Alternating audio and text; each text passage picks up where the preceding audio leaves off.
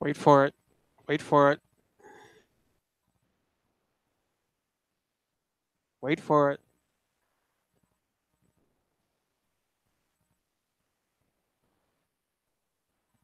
There we go. It is now 2 hours UTC. Welcome to Astronomy Daily Live. This is a live stream. It's a gathering together of friends, just a casual, fun get together every single day, same time, same place, to talk about astronomy for, about an hour or so, something like that. Now, before I forget, because 95% of the time I forget to do this, I'm going to tweet the fact that I am live now. Here we go. Tweeting. Boing. I last night I didn't do it again. I get going with the live stream and I start in the flow, and things like tweeting and whatever else just goes away, goes totally away. So I'm going to start up my live stream on my smartphone so I can monitor. I've already got the chat popped out so I can keep an eye on that as well. So welcome everybody to the latest version, the latest edition of Astronomy Daily Live. This is for the 3rd of April, 2018. Can't believe it's already April and it's already the 3rd. I don't know what happened in the first 2 days. I don't know. I don't know. I've been working feverishly, sort of in the zone, working to parameterize this telescope here behind me, see how well it can be, it can perform both astrometrically and photometrically. So I want to be able to measure positions of targets with very high accuracy and precision. And I also want to be able to measure their brightnesses with very, very high accuracy and precision. So I do that by making the measurements and then comparing my measurements to a trusted catalog. In this case, I'm using Gaia. Um, Gaia's photometry is wideband, so it covers practically the entire visible band of light, and so does my scope and CCD. So it's a good match there, and so yeah, I'm still working out some of the kinks in terms of the photometry. Um, still not quite there. Still not quite there. Photometry is hard. It's really, really hard. Um, even what I'm doing, which is just differential photometry. So I've got a field of stars, say, and I choose one of them to be the reference. And it can be the brightest one, it can be, one in the middle. It doesn't really matter. At least I don't think it should.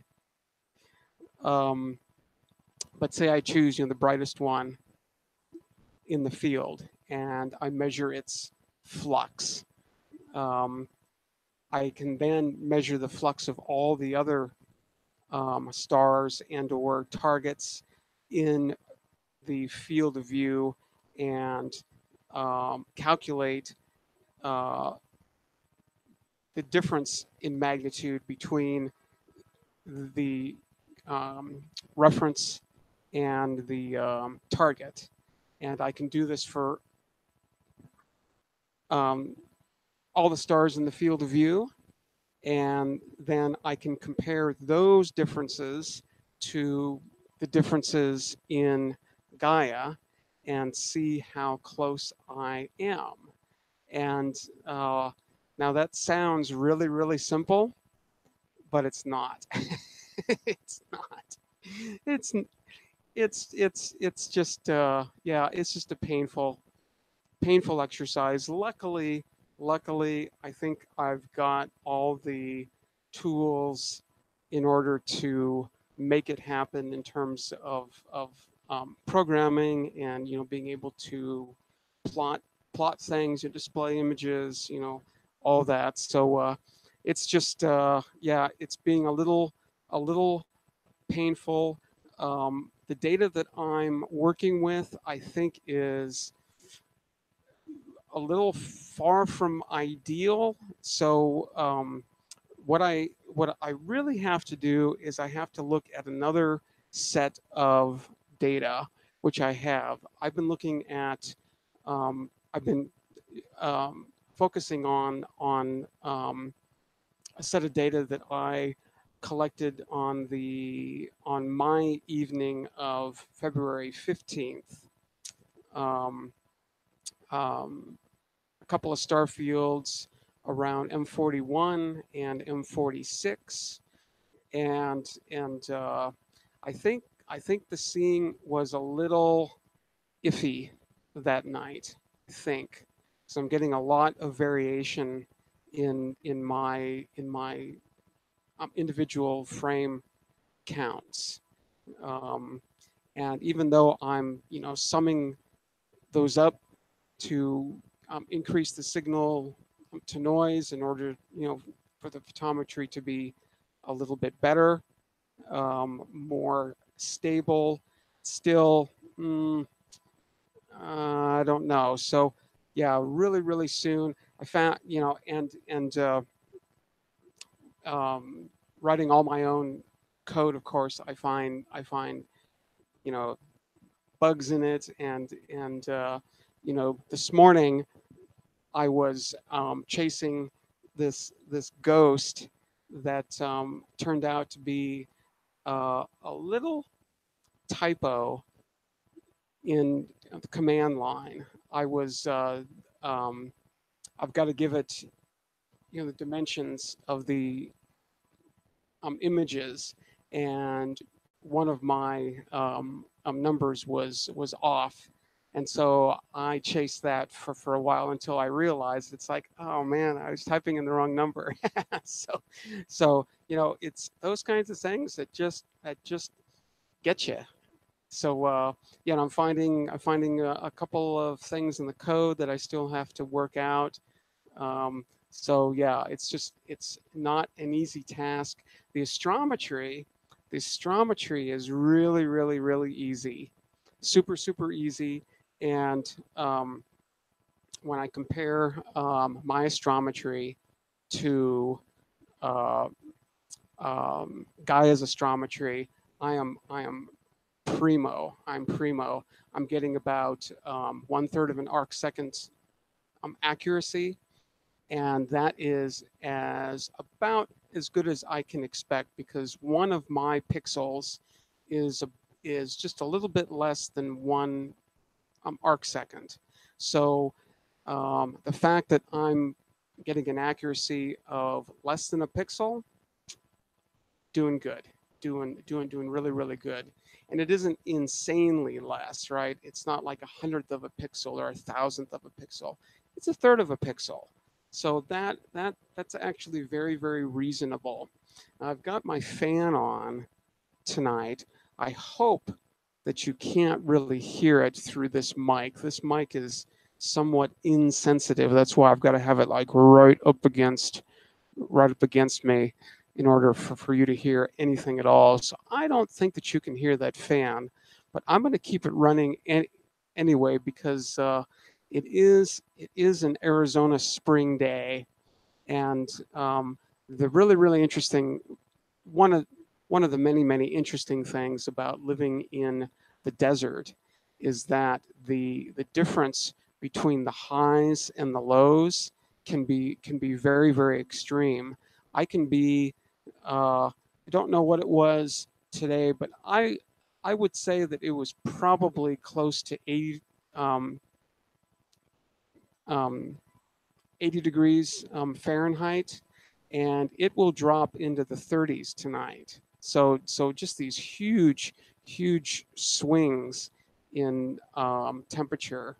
And so this office is on my west side of the house, so it gets, all the afternoon sun, which is typically warmer because the ambient air outside has had a chance to warm everything up, and so blah blah blah blah blah. So yeah, it's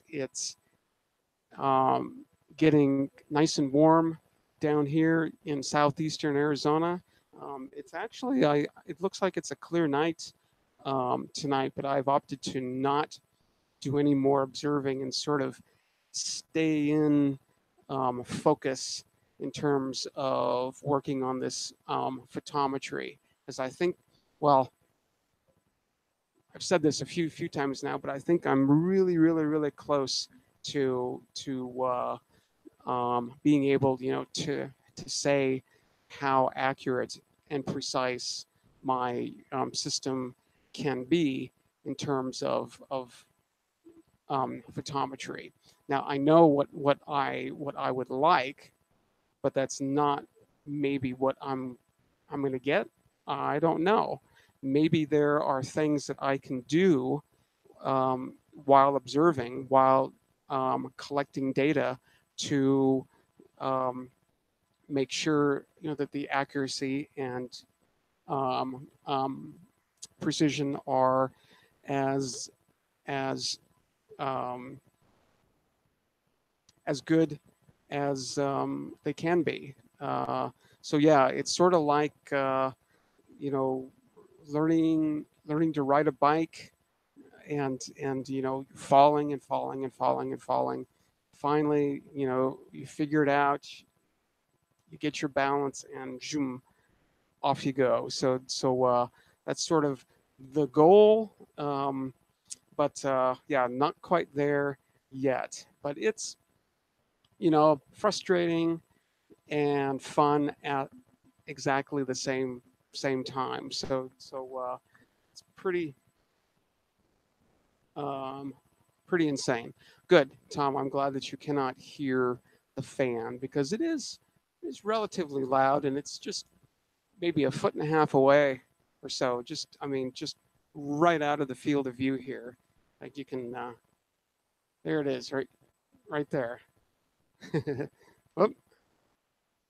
So good, but I'm glad that you're not able to hear it and be too bothered by that. So yeah, I hope everybody's doing well. Got a couple. Well, I've got one thing to talk about tonight. If nobody else has anything, as I say, this is just a gathering of friends, a circle of friends. We can do Q&A. You can ask me things. I'll ask you things too. We can talk about telescopes. We can talk about what astronomers do. We can talk about gear, CCD cameras, data reduction, journal papers, um, um, any kind of instrumentation, photometers or spectrometers, eyepieces. Um, um, Adaptive optics is something that I haven't talked about yet. Um, Need to get into that at some point. I just know once I get started in that one, I'm not going to stop. So I'm holding off for a while. Um, Space telescopes. We can talk about, science policy, science funding, um, uh, what astronomers have to do in order to get published. Um, Sky is the limit. And this is for new people. This is for the amateurs, it's for the pros.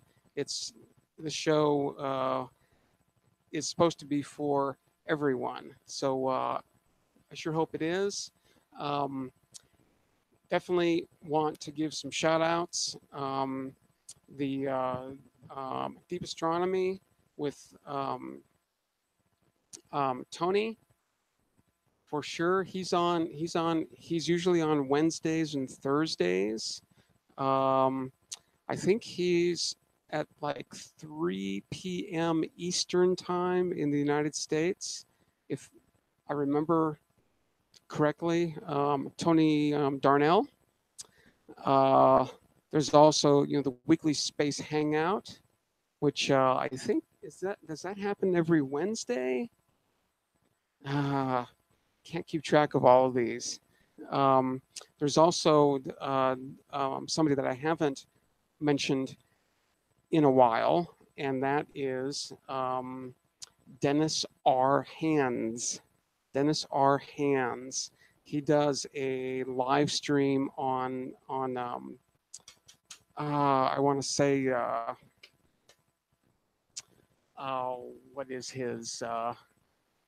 what is his thing? It's gonna drive me insane until I find it. uh, let's see if I can find it here. Mm-hmm. Go over to my Linux machine. Got to do this left-handed. Woohoo! Live. And jeez, what is it called? There it is. There it is. Dennis Hands. I still don't remember where exactly he's coming from.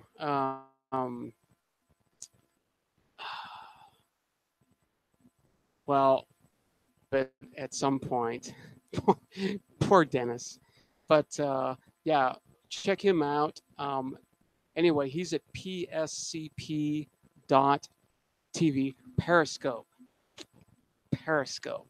He's on Periscope. So if you go to Periscope and look for Dennis R. Hands, so he does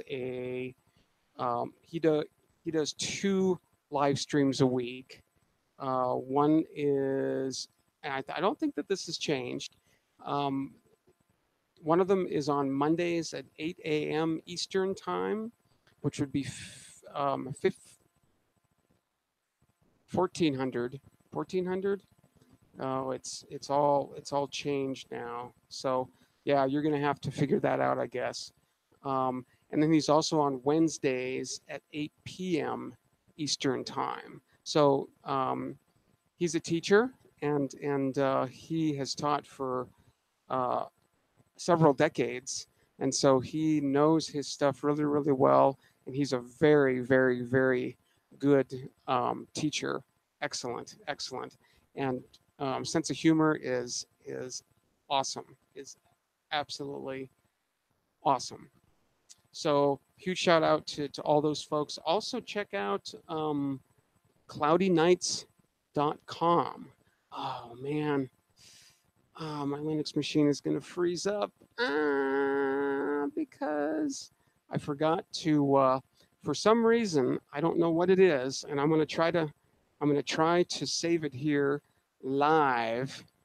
For some reason, the live streams. There we go. I did it. The live streams. If I watch a live stream on my Linux machine, it'll run for a little while, and then the whole machine will just freeze, just completely freeze. The mouse will freeze, everything will freeze, and I have to do a hard reboot every single time. And let me tell you, there I I've made up so many new and fascinating words, unbelievable, unbelievable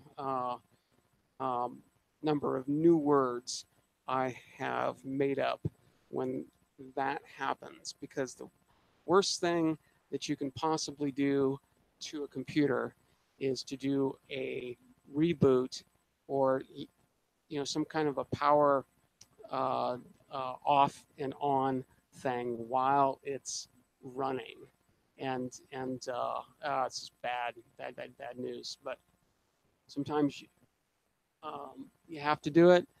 Don't exactly know why it does it, but it does. So I always have to stop it, beforehand. Luckily, it looks like I caught it. It looks like I caught it in time, so I'm not going to have to.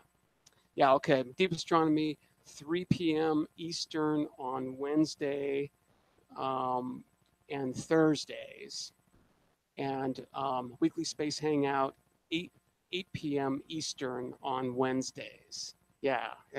So check them out. Very, very awesome. Uh, I definitely do when I can. Those times, at least Tony's show is right in the middle of my day. So I'm usually at my day job and can't really participate. Um, if if I remember, if I'm not um, buried in some kind of work, then I definitely try to remember and at least have it on, watching it there, at least being ahead that can be counted. So you definitely want to show as much support as I can to all the other astronomical and space shows. Speaking of space shows, one more quick shout out to tomorrow, tmro.tv. They have a weekly show, and I think it happens at, I want to say, 20 hours UTC. Is that right? 20 hours? Something like that. It's either 20 hours or 18 hours. Maybe it's 18 hours UTC. Yeah, I think it's 18 hours, something like that. But if you go to tmro.tv, you can check them out as well. I'm proud to be a supporter of that show. So yeah, very, very cool. So what I thought that we could do tonight, since last night we looked at Mars, I thought tonight we could look at the sun. Now, you're always told don't look at the sun. Well, this is okay. This is okay to look at this sun. Um, uh, let's see. You should check Deep Astronomy webpage. He doesn't stream both of those days every week. Yeah. You just have to check the schedule. I know Tony seems to be a busy guy, so sometimes I don't think he's always able to um, keep on that, as opposed to myself, uh, leading a completely boring, uh, non-eventful uh, life. I'm almost the opposite of busy, and so it's pretty easy for me, to keep a schedule in terms of being here. Once in a while, I'm not going to be able to make it, um, but I will definitely let you know as far in advance as I possibly can. One more shout out to spacetv.net. Spacetv.net. So, yeah, all right. I think let's take a look at the sun. So, there's a couple of spacecraft that I always like to go to uh, in order to look at the sun. One is called SDO, that's the Space Dynamics Observatory, and the other is called IRIS, which is it's called the Interface Region Imaging Spectrograph. And let's just take a look at SDO to begin with, and we can sort of talk about what we're seeing on the screen here. I'm going to hide that, and let's go over to SDO. So it's sdo.gsfc.nasa.gov, and this is sort of the main page that you'll see. I'm pretty sure SDO is I'm not exactly sure what its orbit is, but my guess is that it is in a polar orbit, what's called a sun synchronous orbit, which means for the most part, it can always see the sun all the time. So I think there might be a couple of times during the year that the Earth blocks the sun for a little while, but I don't think that that's necessarily a problem. There's actually a thing that says here, where is SDO? Let's just let's look and see if there's any. So this is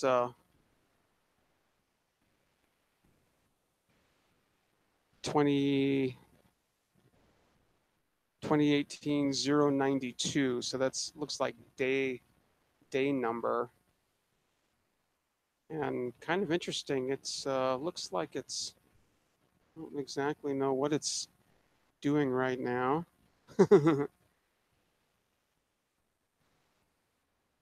Looks like it's looking at the sun, I have to say. I'm not quite sure if we're seeing. This doesn't look like a live kind of a thing. That seems to be moving a bit fast. Moving a bit fast. All right. Well, I'm going to back up and go back over to here. Yeah, Soho is another one that I definitely like to check out as well. Soho, those are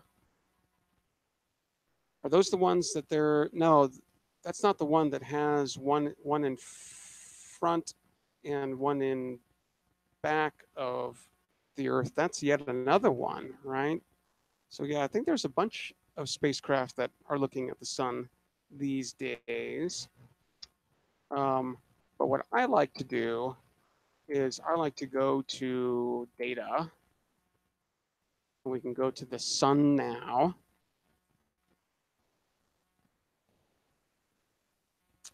And so this is just a sort of a gallery shot of all the different images of the sun. So what they're doing here is they are looking at the sun in different wavelengths of light. Most of these are in the ultraviolet, but they also get into the visible as well. And I think, yeah, so kind of hard to see maybe on your screen, but up here in the upper left, it says AIA 193, AIA 304, there's 171, 211. So those numbers correspond to the wavelength in angstroms. So 193 angstroms, 304 angstroms, 171 angstroms, just as a reference. Is that right? Is it angstroms? 1600. I thought that was the visible. Yeah, maybe not. Pretty sure, yeah, that these are all in angstroms. So 131, 335, 94, 1600 angstroms. So visible light, the light that we're sensitive to is roughly between about 4,000 and 9,000 angstrom. So much longer wavelengths than these. Um, they also do have some visible wavelengths also that they call the intensity grams down here. I think are pretty close to visible. I can't be sure. So what you're basically seeing with all of these is uh, sort of different layers, different chemical constituents. So you know certain atoms will glow at certain wavelengths, and those atoms you know tend to um, conglomerate um, sort of in different layers in the atmosphere of the sun or in different places um, on the sun. And so let's just take a look here. We can look at the 193 angstrom uh, shot, and let's just get the biggest one here. There's a bunch of different image sizes down here.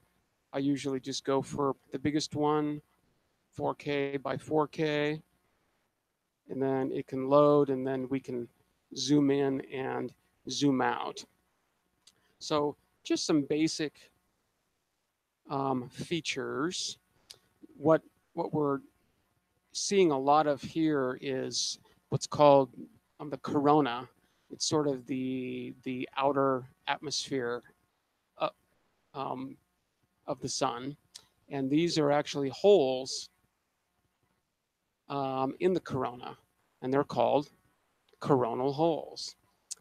Usually, we have these holes at the north and south pole, and then once in a while, relatively often, we'll have holes elsewhere. And just as a reference, the sun is rotating in this frame from left to right. And it takes the sun about 25-ish days or so to go all the way around. So it takes about, 12 days, what, 12 to 13 days to go from way over here all the way across to way over here. So it looks like there's a coronal hole coming in, and you can sort of see on the edge of the sun that, yes, indeed, that is a hole for sure. Do you see how this dips down like that? Isn't that cool? And, there's a hole at the south, there's a hole at the north. Lots of structure inside of the corona as well. Kind of hard to see in this shot. I don't know if zooming in really helps all that much here, but we can take a look and see. Not really seeing a lot of structure. There's a little uh, um, like a ribbon of material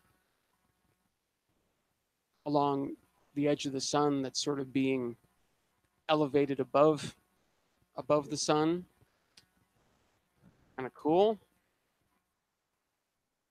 Not really any active regions. The only active region, and that's not very active, is looks like this one right here, and you can see all the swirly, swirly stuff. This that's material that is moving along supposedly magnetic fields and being moved around. We can actually they actually have movies of these things. 48-hour video. Let's see how well this loads. Trying. This is I think this said it was a 48-hour movie. Oh, that's not too bad. So you can see how the sun is rotating over the course of 48 Earth hours. Lots of activity, always lots and lots and lots of activity. But as I said, not too many active regions right now. There's a little active region here. There's a little larger one here. But overall, it's a very, very, very dynamic, beautiful place. A little warm, though.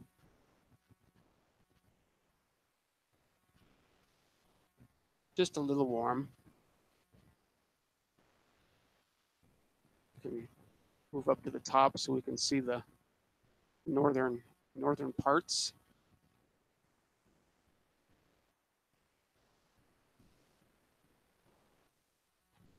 I expect that you can probably see these radiating lines out here. I'm not quite sure what that would be, if those are particles that are hitting the camera and making streaks, or if it's just noise, if it's just, hard to tell.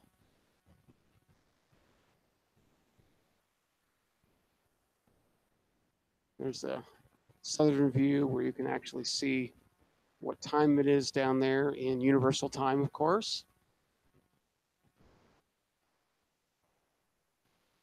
And we're going all the way to about 2 hours UTC. So this is as of half an hour ago or so, something like that. Let's go back to this guy and see what time. So 2:25 UTC. So this was as of 12 minutes ago. So this is one of the really, really, really awesome things. Yeah, coronal holes are different than sunspots. Sunspots usually occur around the active regions. The coronal holes are much, much higher up in the sun's atmosphere. Sunspots, I believe, are in the photosphere, which is below the corona. So yeah, as I was saying, this is one of the really, really cool things about this modern internet age. We can have this astonishing, beautiful, great stuff. Just minutes old, and so you want to know what is going on the sun pretty much right now. There it is, and we can update this. See, it says 2:25:29 down there. Let's see if it's updated yet. Nope, not quite yet. Don't remember what the cadence is for SDO. Not quite sure. Here's another wavelength, 304 angstroms. And again, you can sort of see the active regions. You can see some prominences here, some stuff popping up out of the sun. This is eventually going to make a movie. Can't see the time on there yet. It looks like it's loading. I'm really pushing this thing to its limits. You can sort of see it's a little bit darker on the northern southern parts. And you can sort of see maybe it's sort of darker over here too. We're catching the bottom of the corona there. And you can see it's a very, very, very active place. Nice little pop there. Some think that flares are actually thermonuclear explosions. And I don't see well, I don't think I can argue with that much. They look like explosions for sure. But you can see all the material here just sort of dancing around, hovering above the sun. Very cool. Do we have a timestamp on this?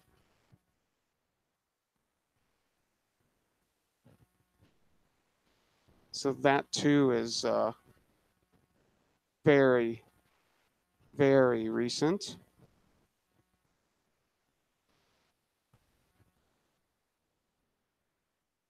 Nice little pop though. An active region. This region down here, you can sort of see it flares up and then it falls back down. Busy place.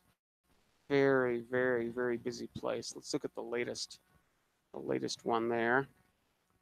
See what the timestamp is. I always like to do that. And we can zoom in a little bit more on these prominences. So 2:29 UTC. So this was 12 minutes ago. Yeah, pretty cool. Pretty amazing place. Some more prominences. Prominences are usually associated with these active regions. It's just, seeing it like this, you can't see it, sticking up out of the sun. You can see that only really on the edge. I don't really see any filaments either. Sometimes there are just absolutely huge filaments extending across the face of the sun as well. I'm not seeing any of those really either here. So here's another wavelength of light. Let's see. Again, mainly just sort of targeting different materials, different atoms, magnesium, calcium, iron, in very energetic states, because of course they are emitting in the ultraviolet, which is much higher energy than the visible, and the colors here don't really mean anything except as sort of a means of identification, right? I think the solar folks have sort of agreed that, when you're looking at the sun at 193 angstroms, the color palette is going to be this. And when you're looking at it at 211 angstroms, the color palette is going to be that. And so you can then, look at an image from the sun, from SDO, or I think any of them, and know just by looking at it what wavelength that is. You don't have to necessarily guess. So this is just another view of the corona. Don't know if this is a deeper view or a shallower view, not quite sure. but we're going to make a movie out of this too, so you can sort of see what's going on there.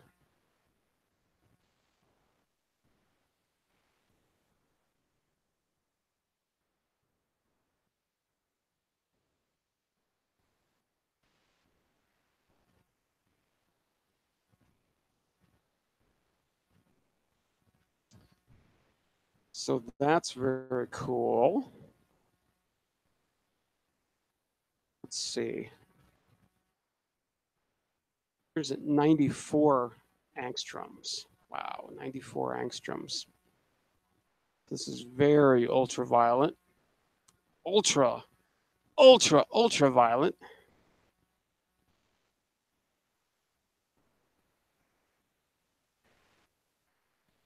So again, you can sort of see the active region here. There's a little one here.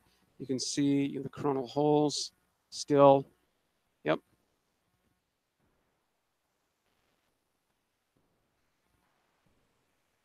So then what they can do too is they can combine three of these together into one image and sort of get a, more of a colorful type of a thing. Not too interested in that. I like the magnetograms though. Magnetograms are pretty cool. These are MPEGs. I wonder how that's going to load on this machine. It's going to do that. Okay. Well, let's just take a look at these. So this is looking at the magnetic field on the surface of the sun, magnetic field strength. And if I remember right, sort of the orange and red and white is a positive magnetic field, and the green and the blue over here is a negative magnetic field. And most active regions are, bipolar like this. And where these two uh, switch between, positive and negative, is where there is usually a lot of action, a lot of flaring, and all of that. Like to, there used to be a site that made these little movies, and I'm not remembering what it's called now. Let's see how painful it is to load this up. We'll let it. We'll let that load, and 32 megabytes. Okay, yeah, it's not going to take too long actually. We can let's take a look at the rest of this. You can see in at least sort of the visible that there really isn't any. There aren't any sunspots or anything like that. Nothing extremely obvious, at least. We can sort of scan around and see. There definitely is a lot of action, just not a lot of exciting action. And even where that so-called active region is, I don't remember exactly where it was. Somewhere around here. Yeah, I'm not really seeing much of anything.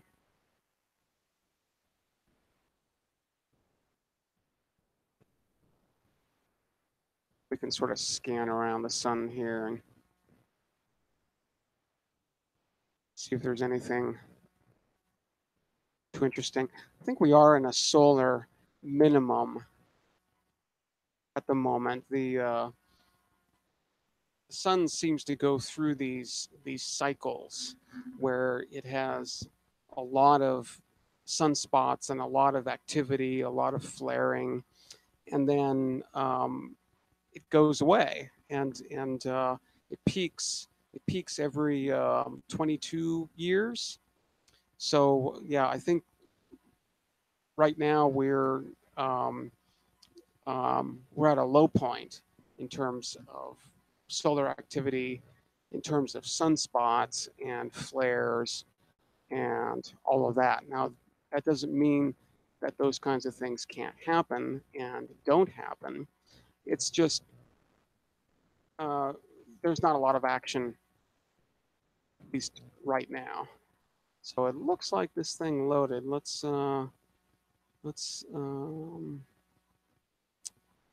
show in folder. Show in folder. Windows has to index things. Good old Windows.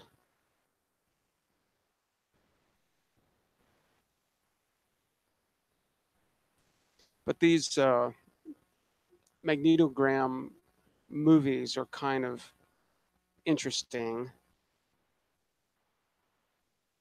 because I see, and maybe it's just me, maybe it's just how I sort of perceive things, but I see depth, I see layers. So this thing is trying to load. I'm really pushing this poor laptop to its limits, grinding away. I think this is in continuous loop mode. There we go. So let's see, is there a, I don't know if there's a way to zoom in on that or not. It doesn't look like it. But I think that's pretty cool. And see, I don't know about you, but when I look at like regions like this, I'm I'm seeing layers. I'm seeing uh, um, material going over and on top of other stuff. I don't know if anybody else sees that at all, but I'm going to stick to my story.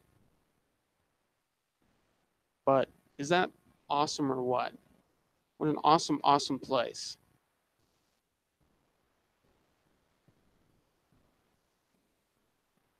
Yeah, very cool.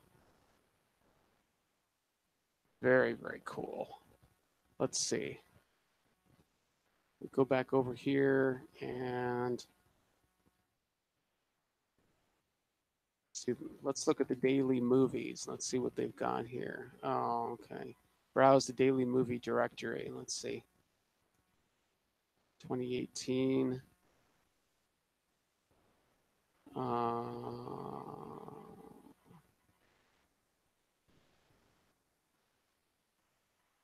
Wow, this thing is really it's not there yet. Daily movies. Movies 1080. MP4s 313, 314, 317. Here we go. 4.2. So these are MP4s. Let's see how these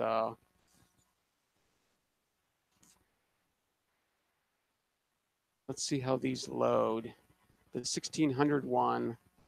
Is the 1600 one, is that the magnetogram? No, that's not the magnetogram. Which one's the magnetogram? Oh, I don't remember now.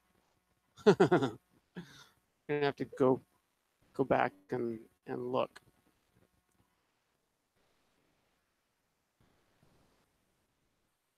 Where is it? Okay, well, maybe they don't have those. Maybe they don't have those in terms of movies. Movie directory, movies 1080.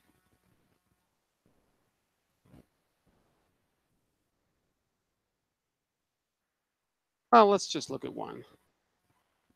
See what it has to show us. It's pretty much just what we were seeing before. Okay, so this is sort of a visible light one, just an intensity gram.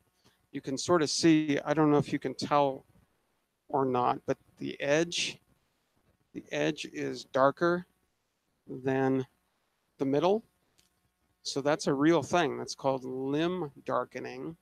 And the explanation that is given, which sounds reasonable, at least, is that here in the middle, we're looking through a certain amount of material, of stuff, but as we move towards the edge, we're looking through more and more and more stuff.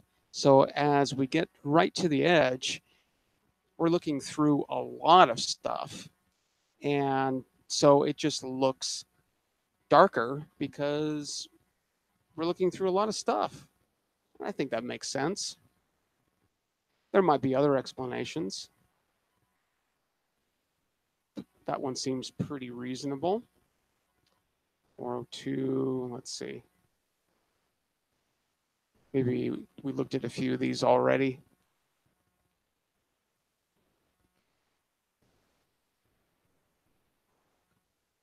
It's trying to load.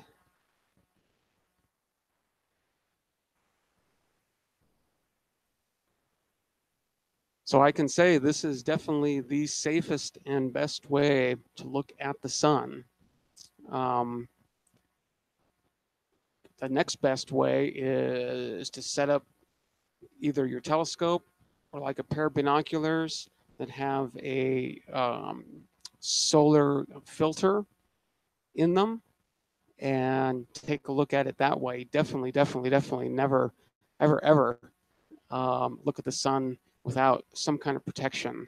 Um, that is bad news. I mean, glancing at the sun, with your own eyes, it's not a smart thing to do. Sometimes you have to, but uh, if you want to look at it through a pair of binoculars or through a telescope, you have to remember that these devices are light buckets. So they are going to um, collect all that light, all that heat, and focus it down on your eyeball, and that is no bueno. That is no good. So yeah, you could do some serious damage. So make sure that if you ever want to or have the opportunity, to look at the sun through like a telescope or a pair of binoculars or something, make sure that there is adequate protective measures, because you do not want to melt your eyeball. That would probably ruin your day. We don't want that. What else we got here? Okay. So the other site that I like to look at is Iris, and Iris is actually an 8-inch telescope that both takes pictures and spectra at the same time. Also, mainly in the ultraviolet. I think only in the ultraviolet. And these things, yeah, the projection method is good, except I find that you really can't see a lot of detail. Projection is really awesome if you want to, like um, observe like an eclipse, or if Mercury or Venus is transiting the sun, then projection is very awesome. But if you want to look at details and be able to zoom in on locations and things, yeah, you really have to be looking through a scope, because you need the magnification, and you need sort of the contrast that I don't think that you really get with projection.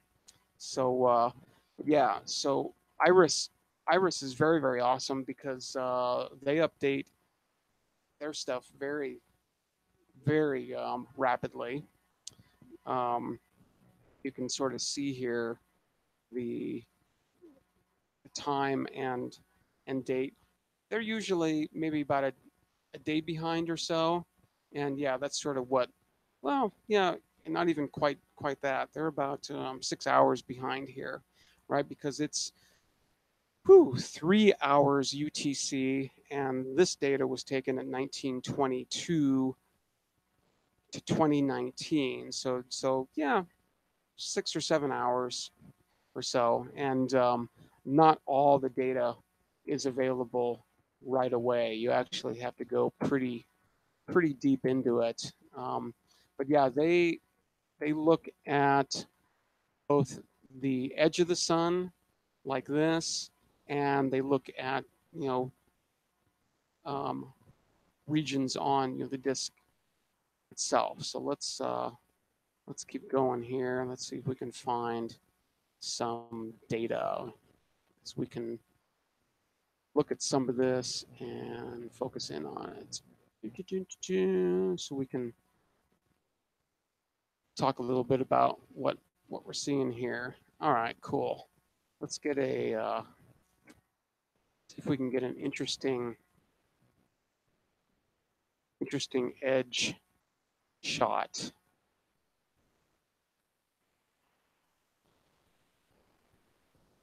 As I said, the sun's not incredibly active right now. I mean, there's always action.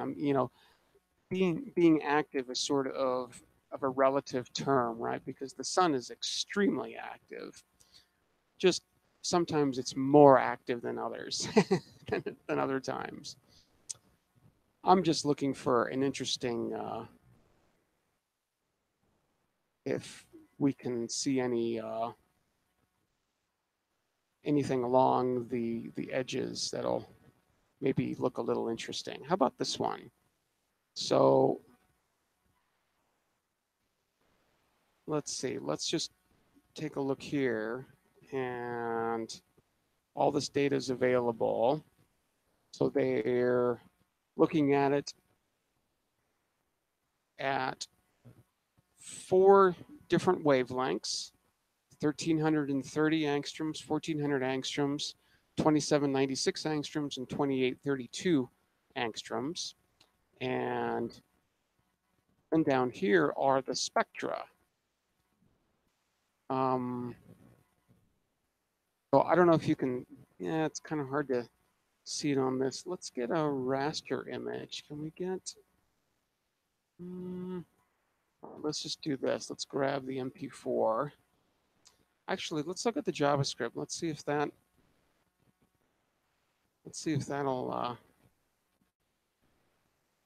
that'll do it for us here. We'll let it load. There's 637 images here. But what you'll see is this telescope actually scans, right? It sort of moves back and forth. And if you look carefully, you can't see it right now. We'll wait till it moves back to the left. Do you see this dark line right here? Okay, that is the entrance slit to the spectrographs. So light goes through that slit and goes through the various spectrographs in order to actually collect spectra as well at that location. So that's very cool.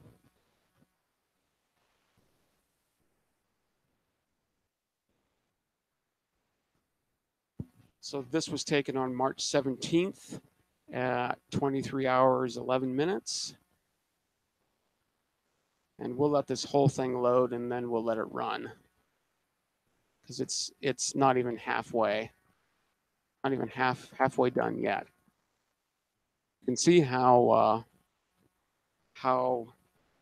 busy this place is. We can actually look at the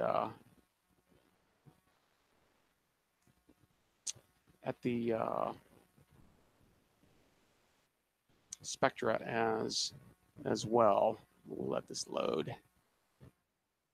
See how these things just pop up and then get sucked back down, and they pop up again and they get sucked back down. It's really amazing. Okay, we're about halfway done. Nice long movie.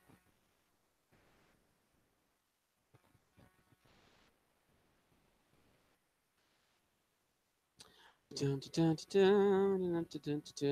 see, what else are we looking at here? So they looked at this region along the limb for quite a while, it looks like. See, they looked at it starting on the 17th of February at 2109, and then they looked at it until 3:46 UTC plus 1 day. So wow, yeah, they stared at this region for quite a while.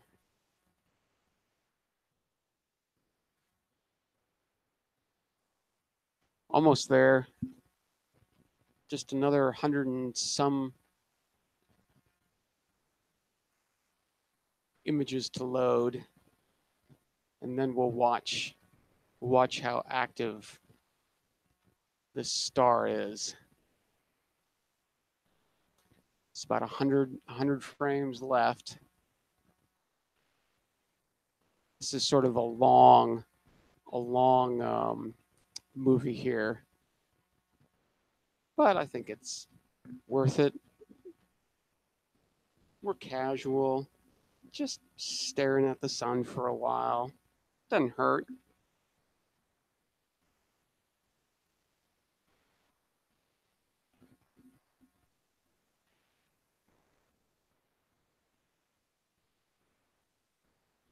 Almost.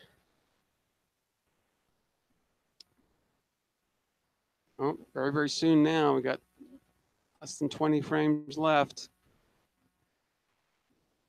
There we go. Check that out. Woo!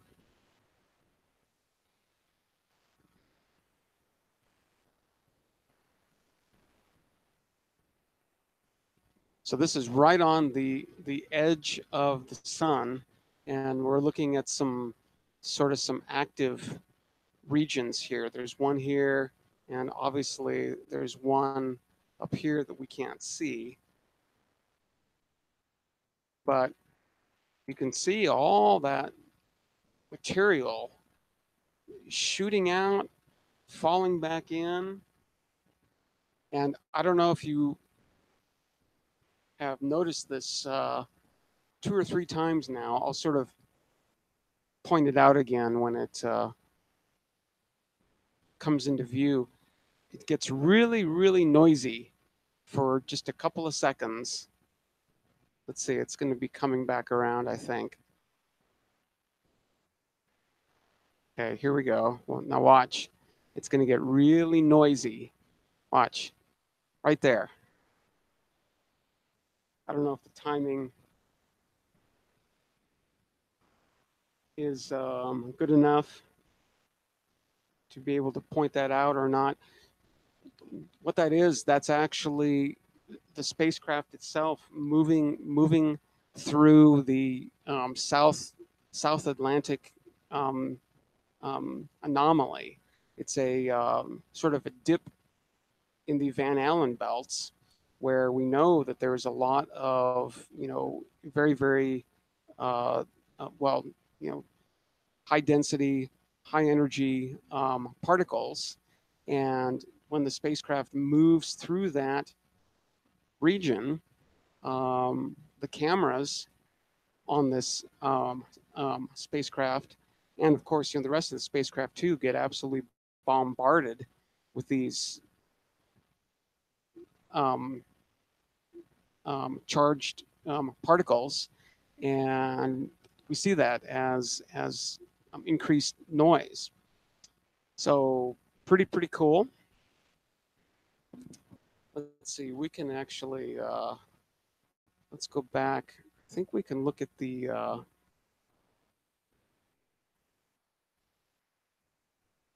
can we look at the it's just going to be an MP4. Let's see how long it takes to load. What I really wanted to do was get a composite of both of them so you could see what was going on and what isn't. But anyway, these are the spectra. Um, kind of hard to tell what these things are looking at. It looks like these are looking at some carbon lines, some silicon lines. These are magnesium lines. Magnesium lines here. But all of this is useful information. Lots and lots of data there, for sure. Yeah, I wish. I think these are just the. Yeah, so if I wanted, to download, the FITS files and do all of that, but definitely not going to do that. I don't know what this SSW page is. Let's find out.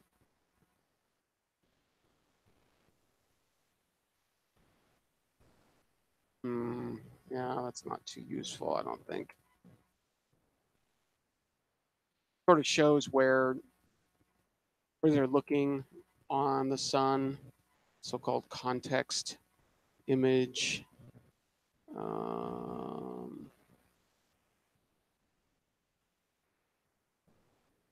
Let's just take a look at this, see if it's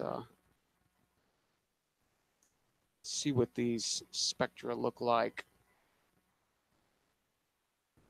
It takes a million years to load. Maybe I'll wait. Not really seeing anything.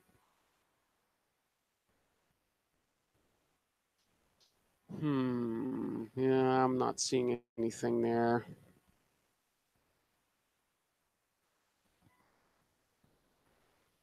HK raster. Yeah, I'm not seeing anything there either. These are sort of, just zoomed in views of regions on the sun. And yeah, very cool. Take a look at another wavelength.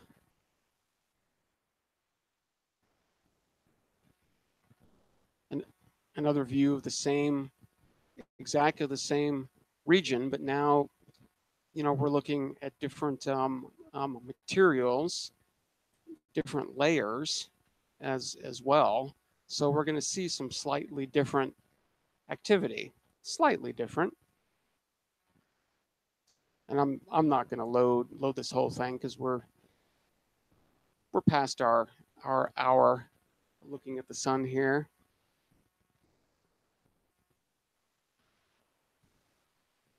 Don't know why it goes dim like that. That's kind of weird and strange. It's probably some kind of an auto gain. I do know that they have an auto gain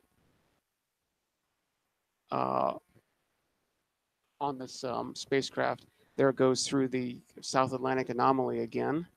You can see that very easily there. Yeah, very cool. All right. Well, I think for now, let us exit these waters, stop sharing, get back to this sunshiny face. And I think I'm going to get out of here for now. Glad everybody could stop by. Thanks for watching. Make sure to subscribe if you haven't. Thumbs up, thumbs down. I like a reaction. a reaction, and I'm interested in the absolute value of that reaction, not necessarily whether it's a positive one or a negative one.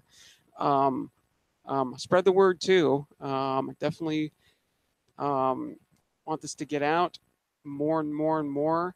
Have a nice circle of friends.